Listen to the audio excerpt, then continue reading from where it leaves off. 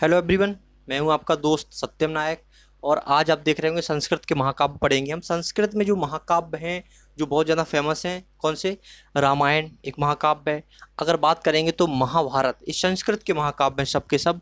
अगर देखे जाए तो बुद्धचरित, कुमार संभव, रघुवंश, किरातार्जुनीयम और शिशुपाल वध और नैषधीय चरित और पंचम महाकाव्य कौन कौन से हैं। तो इस टाइप से हम आपको बताएंगे कौन इनके रचनाकार हैं। ठीक है। अगर बात करें हम यहाँ पर रामायण की, तो रामायण जो संस्कृत में लिखी थी, किसने लिखी थी? वाल्मीकि ने।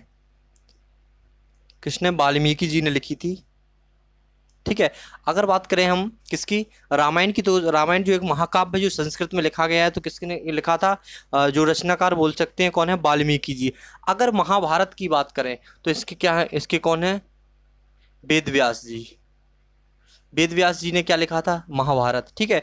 अगर बात करेंगे हम बुद्धचरित, बुद्धचरित भी एक क्या है? एक महाकाव्य है, संस्कृत का महाकाव्य है। अगर बात करेंगे इनके रचनाकार, तो इनके रचनाकार हैं अश्वघोष। अश्वघोष जी ने क्या किया था? इनके इसको इसकी रचना की थी। ठीक है। बुद्धचरित एक संस्कृत का बहुत बड़ा महाकाव्य है। ठीक है।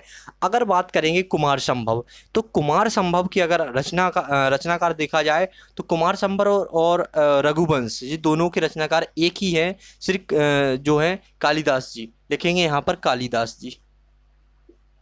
कालिदास।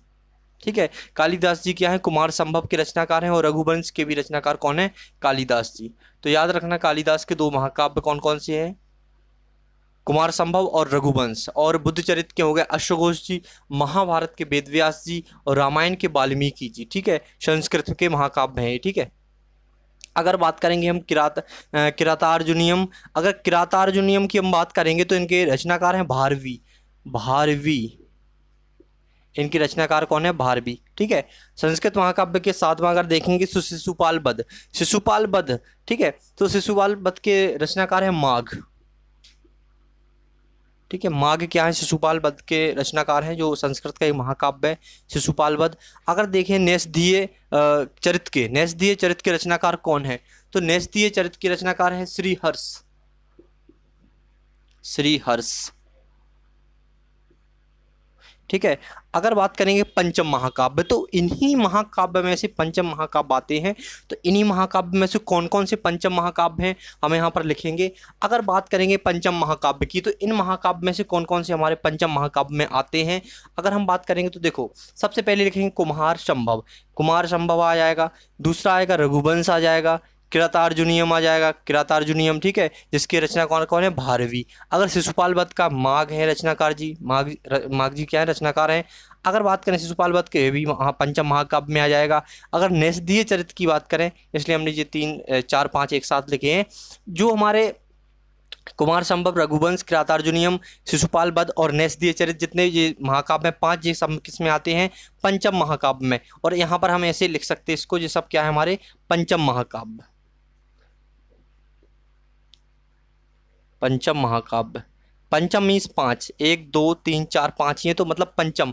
तो पंचम महाकाव्य की बात करें तो कालिदास के 2 महाकाव्य पंचम महाकाव्य में आते हैं। कौन से? एक तो आपका रघुवंश हो गया, एक कुमार संभव हो गया।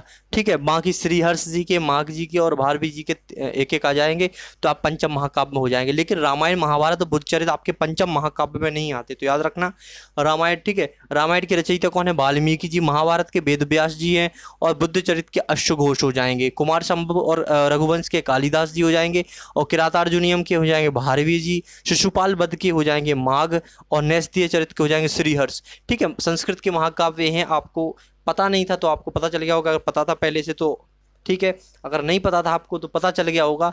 और इसी के साथ हम इस लेक्चर को फिनिश करते हैं। अगर चैनल पर आप नए आए हैं तो लाइक, शेयर एंड सब्सक्राइब करिए। Thank you.